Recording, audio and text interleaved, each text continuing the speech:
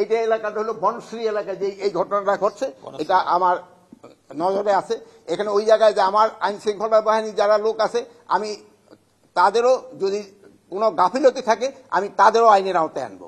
গ্রেপ্তার কিন্তু করা হচ্ছে, বা যে পরিমাণ গ্রেপ্তার করা উচিত হয়তো সেই পরিমাণ হয়তো হচ্ছে না। যেমন ধরেন এই বাসে ডাকাতির জন্য কিন্তু অলরেডি 3 জনকে কিন্তু সাভার থেকে গ্রেপ্তার করা হয়েছে, গ্রেপ্তার হচ্ছে এবং গ্রেপ্তার এটা চলতে থাকবে। ম্যাজিস্ট্রেরি পাওয়ার তাদের যে যে ক্ষেত্রে দেওয়া হয়েছে ওটা ঠিকভাবেই কাজ চলতেছে।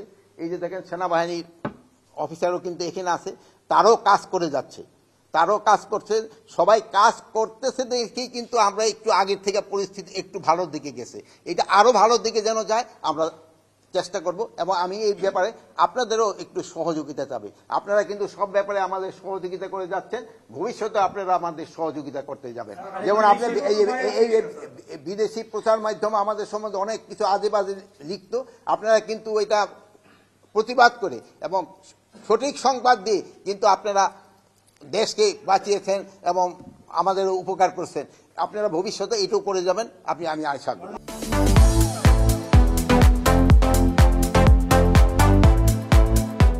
ডেভিল হান্টের আওতায় সন্ত্রাসীদের গ্রেপ্তার করা হচ্ছে, যারা সন্ত্রাসী, যারা সন্ত্রাস কর্মকাণ্ডের সাথে জড়িত তাদেরই গ্রেপ্তার করা হচ্ছে।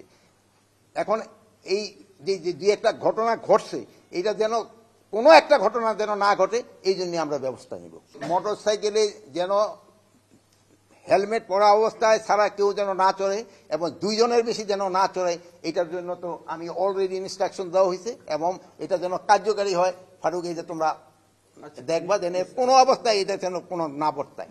আইন শৃঙ্খলা বাহিনী আমি যে অবস্থায় নিয়েছিলাম ওই অবস্থার থেকে কি সক্রিয় হয়েছে কি হয় নাই, এ ব্যাপারে আপনারা আমার থেকে আরো ভালো বলতে পারবেন। আমি কি অবস্থায় আইন শৃঙ্খলা বাহিনী ঢুকতে নিয়েছিলাম এটা জানেন। যে সময় আমি ঢুকতে পারিনি আইন শৃঙ্খলা বাহিনীর কাছে, আপনার পুলিশের অবস্থা কি ছিল, আনসারের অবস্থা কি ছিল, ওই অবস্থার থেকে কি উন্নতি হয়েছে কি হয়েছে না, এই ব্যাপারে আমি আপনাদের উপরে এই বিচার ছেড়ে দিলাম। আর আমি এখন আবার বলতেছি, আমি আপনাদের নিয়ে, জনগণকে নিয়ে যেভাবে হোক আইন শৃঙ্খলার পরিস্থিতি উন্নতি হইতেই হবে এবং আল্লাহ দিলে আমরা করতে পারবো।